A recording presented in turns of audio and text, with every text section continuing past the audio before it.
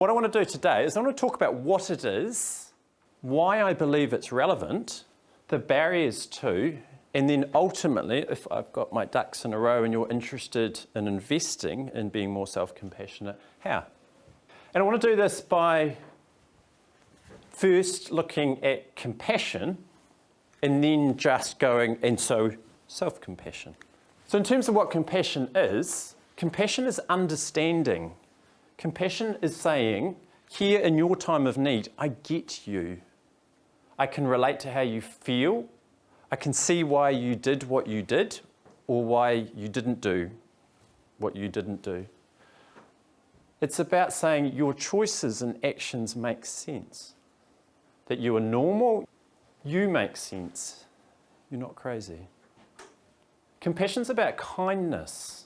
So caring, sharing, selflessness, and empathy. Because when we receive kindness, we feel normal, we feel lovable, we feel worthwhile, and we feel like we matter. Compassion is being non-judgmental.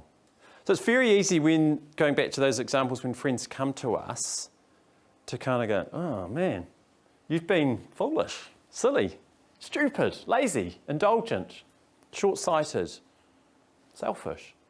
Compassion is being human and acknowledging that we're human. So as humans, we like gratification. We like things that taste good, that feel good. So drugs, alcohol, sex. We like things that look good. We like to feel powerful, strong, in control, and sometimes out of control.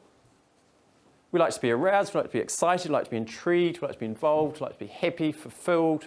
And we like easy and quick and simple and efficient.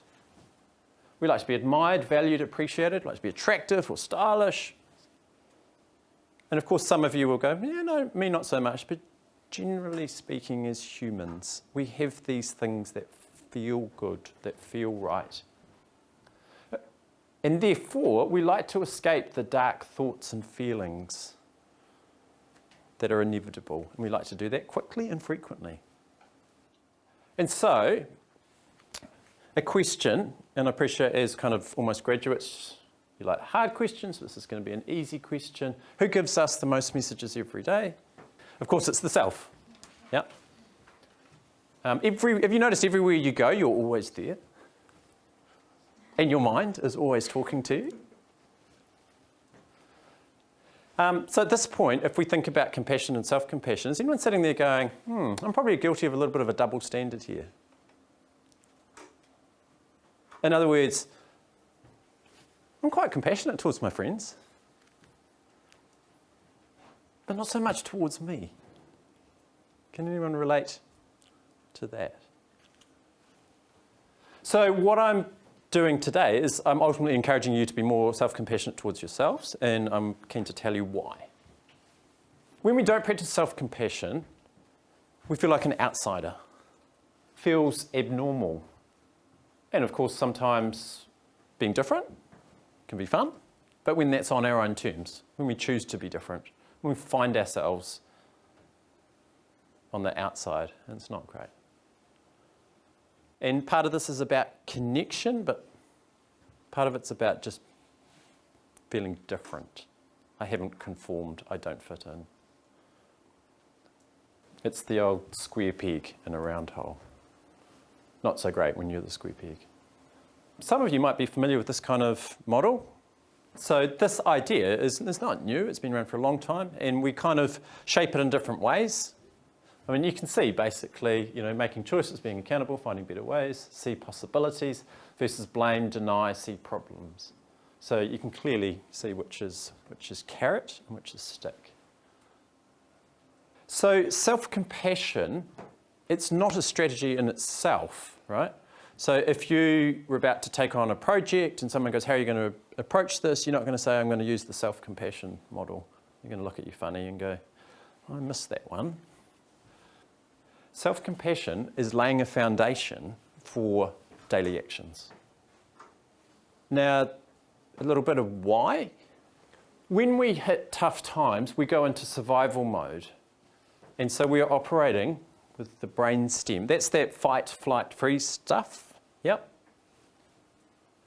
and we get adrenaline and we get cortisol. And that is a really good place to be in an emergency. Yeah? So if we had an earthquake now, we would all go there, hopefully, and respond appropriately, somewhat, generally. But it's not ideal when we're trying to optimize our work performance. Yeah? We don't want to be operating on a fight, flight, freeze mode. So, in a nutshell, we could say that self-compassion allows us to go from the brainstem to the prefrontal cortex, where we do our smart thinking, our strategizing, our predicting, our forecasting, our reflecting. So when things are a little rough, cognitively or emotionally, what do you hope for from others? Hopefully pretty obvious. It's that same idea. And so what, hopefully for most of you, is a good strategy for friends is also a good strategy for us. So I'm hoping your mind is open about this. You're ready to sign up for 3 big doses of self-compassion. But it can be a tough idea to get your head around sometimes. And so what I want to do is spend a little bit of time on barriers. For some people, when they hear self-compassion, they think, oh yeah, I know that, that's self-love. Yeah? Some people kind of go, oh yeah, compassion, Buddhism, does that mean I'm going to have to meditate in a cave for 3 years? Some people will go, I don't think being soft on myself is helpful. Because when I am, sometimes this happens, or this. So surely self-compassion is dangerous territory. Self-compassion is about timing, okay? So I'm a parent. I've got 2 kids and they both play football. So a common experience as a parent when you have a child playing a physical game, so at some point they get injured, they get hurt, right? And often it's not a major injury and you kind of know it because they run over to you, you know. And they're tearful, they're struggling. And this is a really interesting dynamic because there's a part of you that goes, it's not that bad. Get out there, get on with it.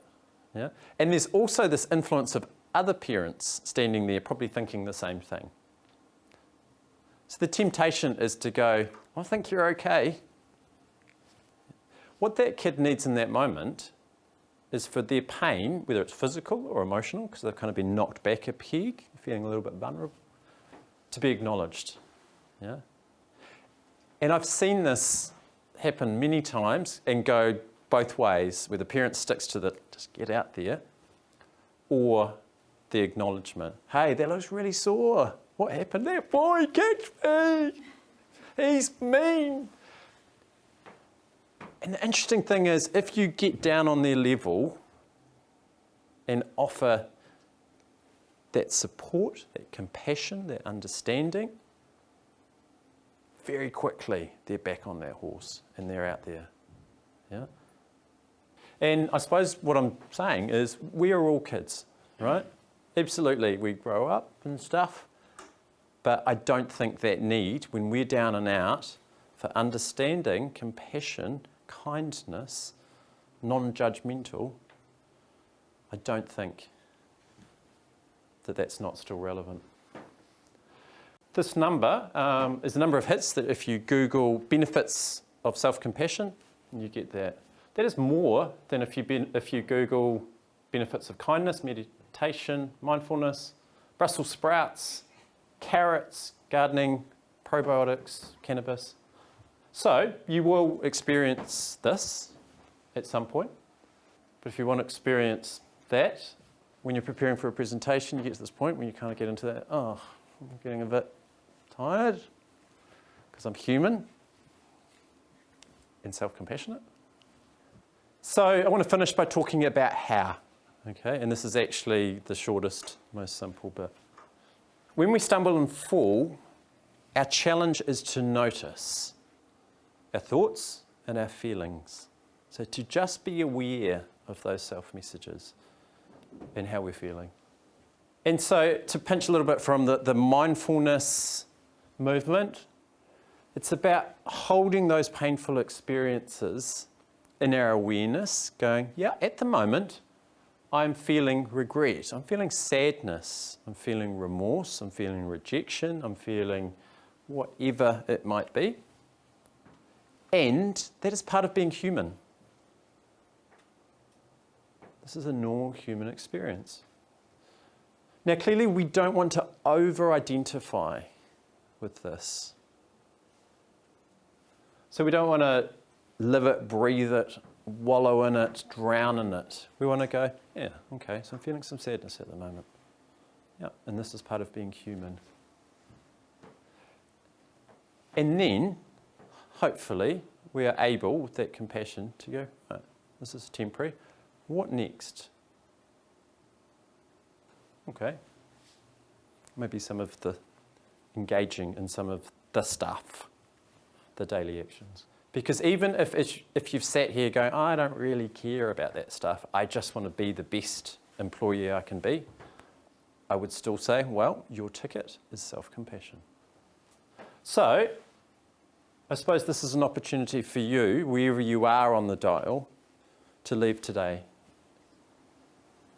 and turn it a little bit more towards understanding, kindness, non-judgmental. And so for some it might be a big change, for others it might be less.